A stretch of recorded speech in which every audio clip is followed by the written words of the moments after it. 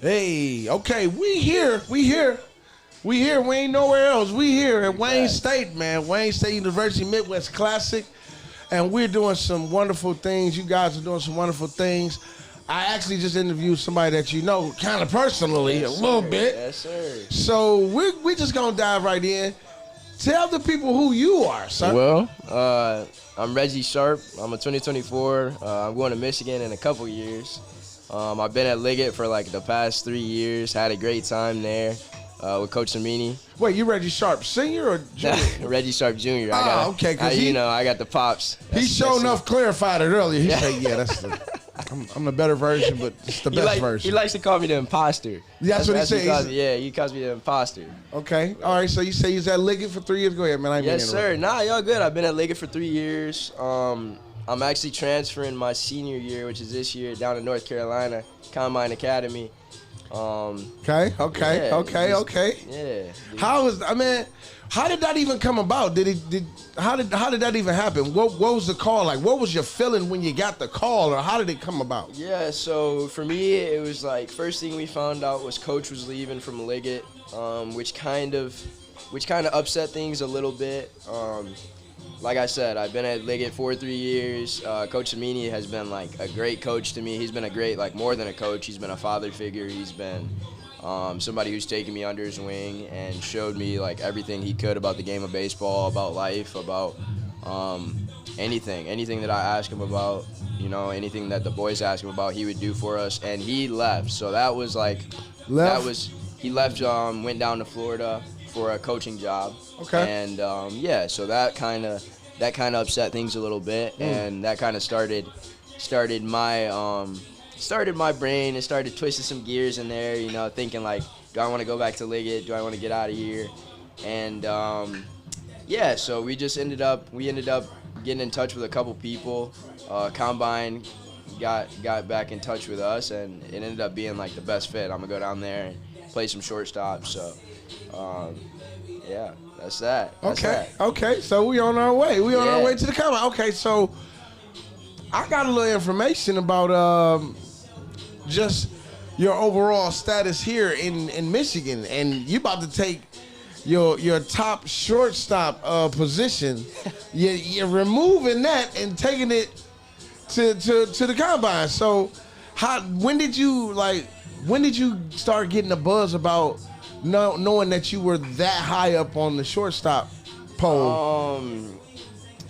Well, for me, like the academy is I don't know. Combine is like fairly new. They're coming around maybe in the past like 4 or 5 years. So I've known for a minute that I want to go up and play shortstop, and that's what I want to do. Guys think I project at second base, but I know for a fact like I got the arm to stay over there. When I'm healthy, I got the arm to throw from short. And I've known that for a couple years, I'd say, and especially now, like I've gotten I've gotten contacted by a couple like MLB scouts who have kind of let me know that okay, I'm getting up there, but now it's just about polishing myself, like getting the weight I need, getting the muscles I need. Like you had Oliver in here, man. Oliver's not missing any type of muscle. Nope. Big body guy, so he almost pulled that out of place. I shake his hand. I said, okay, he working out a little bit, because I had asked him like, what's the workout for a baseball player? Cause I don't know what you're doing, but you're jacked, brother. You're jacked. He does some crazy stuff, and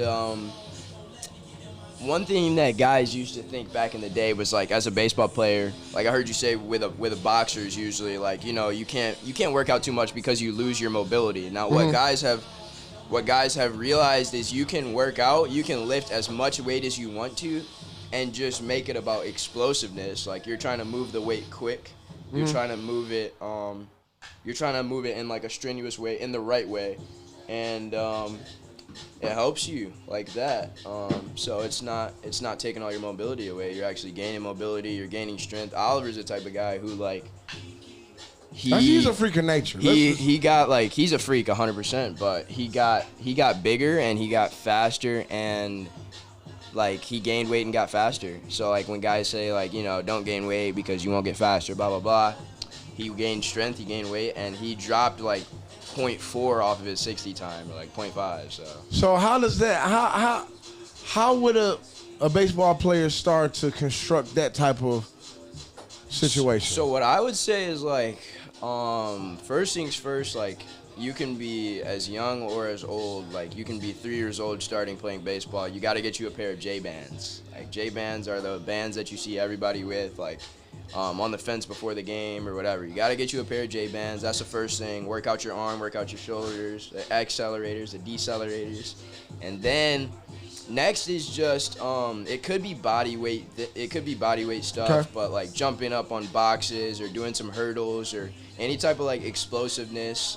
That's like what I really focused on. I'm a big like explosiveness guy. I've been explosive since like I don't know back in the day. I played a little bit of hockey, and I think that helped out. I played a little bit of basketball. I think that helped out. Oliver did too. He played a little. Yeah, bit he told me. Hockey, I've been basketball, all around. everything. Yeah. So. I think that's helped us, like the multi-sport, like just being athletic, gaining athleticism, gaining knowledge of like how the body works, like how your body works, what works for your body, what doesn't. Mm-hmm. But yeah, just starting with the explosive stuff, not lifting super heavy as a young kid. Like it's not necessary to lift really heavy as a young kid, but I also think you should start lifting around like maybe 10, 11, 12 years old. Not 300 pounds, but maybe like, something light. Okay, Get so used to it. first of all, you're very knowledgeable. Once your professional career is done, I can see you coaching. I can see it, bro. Like seriously, like I can see it. I can envision it. I would want to. For sure. And you on your way. Yeah. So who are some of your baseball influences though? Number one guy, and this right off the bat, like this is the first guy that popped in my head was Jazz Chisholm. Jazz Chisholm is like I don't know. I don't even know, you know. That's like my guy. Like I look at him and I see the way that he plays. I see the swag that he has. I see the stuff that he puts on. Who's he playing? He's playing with the Marlins right now. Okay. He's playing with the Marlins. Shortstop. He's in center field. He is a shortstop. He came to the league as a shortstop. He's supposed to be a shortstop. He went through an injury like last season, so he's in center field right now. Okay. But like even out in center field, and I played like my fair share of outfield. I'm an infielder, but I played my fair share of outfield, and like I just see myself in him, or I see him in me, or however you want to put it. However it goes. Yeah, however you want to put it. But that guy, like, you know, he wears the arm sleeves, he wears the cleats, he wears the gloves, he wears the sliding mitts, like anything. You've never seen it before, but that guy has it. And the way that he plays the game, like he plays the game the right way, and he plays it with electricity. Like that's the type of guy you want to go see. If you're gonna spend, you know, you got money for one ticket to buy in a year, that's the money I'm putting it on. Is him. I'm gonna put it on the guy I know. I'm putting it on Jazz, man. I want to go see Jazz. Okay. So that's the baseball influence. Is there an influence? I could have asked Oliver this too. I think it's a great question. Is there an influence that has nothing to do with baseball that really just keeps you motivated? I mean, number one, I got my pops and like my dad. That's enough. That's Say what less. I'm saying. I got my dad, so that's my influence that I would say is like my dad, man. He goes out there every day, whether he wants to go to work or not, and he goes to work and he provides and he I know that it can be tough being a father, and he. Thank you, he's man. Stuck I appreciate with it. that. Yeah, I know that it can be tough. And you seem like you're a great father, and thank you, man. And yeah, my pops has stuck with me and done as much as he can thus far, and hopefully I can pay him back. You know, hopefully I can pay him back. Honestly, in a few years, you paying them back now, man. For real. I like, hope so. Like the smile that we get, man, from watching y'all. Yeah, I be at sometimes at the games like right now. I'm thinking teary. Yeah, right. Because it's really a proud moment to like, even though I played football. I did, but seeing y'all take it as y'all own and carry it on. Yeah. And it don't be like, because my kids, they still receptive. They ain't like, Dad, I got it, you know. But just to see y'all really passionately pursuing it like that, man, y'all making us proud, man. Yeah. So you paying him back. He's straight. He's a doctor, sir. So he don't need anything from you, sir. But just continue to go and grow. But I get what you're saying though, because it's the homage. You're paying homage, man. It is 100%. And you know, you go around the country and you see guys. You see just the differences, you know what I mean? And at the end of the day, we got to be thankful for what we have, and I'm very thankful for Pops, and that's the guy that I look at. He's kind of my little hero or whatever, you know. He's my little hero. For sure, man. So, like, did you played Little League, right? I did. Who'd you play for? So I played for Grosse Pointe Park Little League, back in the day, and we ended up going to the Little League World Series. And that was like Jaron was on that team, Oliver was on that team, Preston, a couple guys. There was like, I don't know, there's 9 or 10 guys that were on that team who play like in the Metro Detroit area. And yeah, like a good amount of them are going to college too. So for sure. Yeah, that team was a very good team, very disciplined team, and it shows that like you hear the commentators in Williamsport talk about like, hey, you might want to keep this kid on your mind, like, you know, listen out for his name in the next few years. And they were saying that about a couple kids on our team, and like Jaron and Oliver and me and Preston or whatever they were saying.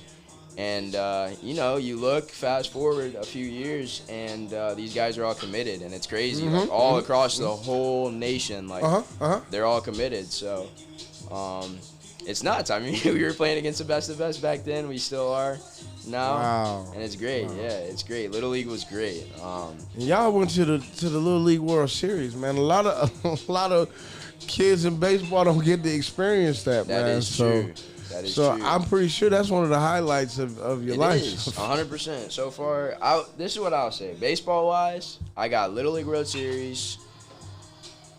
I got being committed to Michigan. And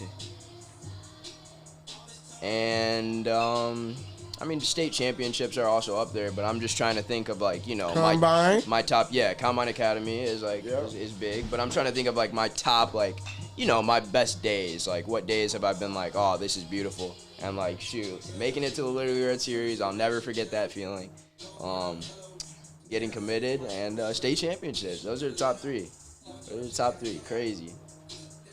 Well, so, and I asked Oliver this, and I ain't gonna keep you long because I know. Yeah, it's hard. We here, man. Look, I'm doing what I'm doing, but I'm here to trying not to. I know, it's turning your head every time. I mean, because these guys almost knocking it out the park. Yeah, bro. you got the big green monster, you got the big green wall over there. You got to get it over the wall, but it's a couple guys, man, and definitely a few banging it off the wall.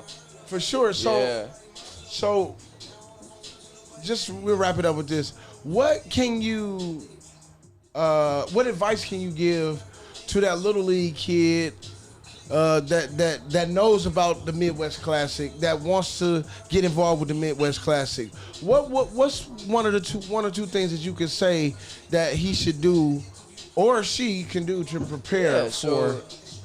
So what I would say is just practice as much as you can, and like I talk about Jazz Chisholm. Everybody that plays baseball, everybody that's young in the game right now has their little hero that they look up to that plays in the game. And when you look up at them playing on the screen or whatever, wherever you're watching these guys play, think about yourself, like while you're watching them. Think about what they do that you can take into your own game and do it. And if you're trying to get smoother at your craft, if you're trying to hit the ball further, just watch MLB guys and watch like upper level guys, and you'll learn a lot from them. And just work hard. Like top thing is work hard. Gotta work hard. Everybody in the world is working hard to some extent, and if you work hard and you work like the hardest worker you know how to work. Ain't no way you can lose. It's nothing else you can do, you know? You put your best out there, you gain as much weight as you can, put as much muscle on, all that stuff. And just play your heart out. Somebody will most likely see you, and the Midwest Classic is the place to be. So you gotta come out here. I feel motivated. I feel like the kid. You feel me? I feel like the kid. I want to go work out and throw some baseballs right now and swing. Yeah, man. So you might have a lane in the motivational speaking too, bro. Maybe so. You might have it. Maybe So no, we'll end with this. I did talk with your dad about the NIL situation. Just real briefly, how do you think that how does that affect the sport world? How does that affect? So you? what Real I think is I'll touch on it real quick. You know. I mean, you can go ahead. I mean, I'm just saying that. I know we. Yeah. Go ahead, man. So this is what I'll say. Like, I think NIL, like, you got the stories with, like, Chris Webber and all those guys, like, back in Johnny Manziel, all those guys back in the day, right? And they're going out there, like, a college athlete is a job. Like, you got to go out there, you got to play every day, you got to interact with fans, you got to interact with the media, you got to do all this stuff, right? And they're not getting any money for it. And now that they have put money and they in want the you game, to keep your grades up. and they want you to keep your grades up, they want you to go to class, they want you to do everything. And make it to time to baseball. And make it on time, and you have to pay for your books. You got to pay for, unless, like, you know, you got some type of scholarship or something, right? But right. Some of these guys don't, and now I just think it makes the game, I wouldn't use the word fair, because maybe it's, you know, I just wouldn't use the word fair, but I think it makes the game, number one, a lot more exciting. Guys are out there for, like, for a different reason. They're not out there just playing to play. Like, yeah, you're playing to get to the next level, but they're playing to get some money. And everything is about money in sports. Everything is about money. So I think it just makes the sports world go around, and I think it creates more money and more revenue for everybody. Yeah. I think it does, and definitely the players. The players have been getting short, whatever you want to call it, shorthanded for a very long time. I feel. I'm gonna just put it in baseball terms. They've been being short-stopped. Yes. Be a shortstop. Ain't no better way to say it. Yeah. Man, but I really appreciate you, man. I appreciate it. Keep up the great work. Talk to you, sir. For sure, man. And we're going to keep up. I'm going to keep up with you. Yes, sir. Like I told Oliver, Up the Score might go on the road, man. We might pop up and, you know, end up in one of y'all games or something, man. It would be great. You know. And I think that's what we trying to do. We trying to up the scope because it's the name of our podcast. Mm-hmm. So we want to follow y'all. You know, we want to show that you guys are supported, especially here in Detroit and wherever you go. Yeah. You know. So don't forget about the little guys, man. 100%, man. Y'all gotta come with us anytime, man. Anytime. We're gonna set something up. For sure, man. Thanks once again. Thank you. Up the Sco. Up the Sco.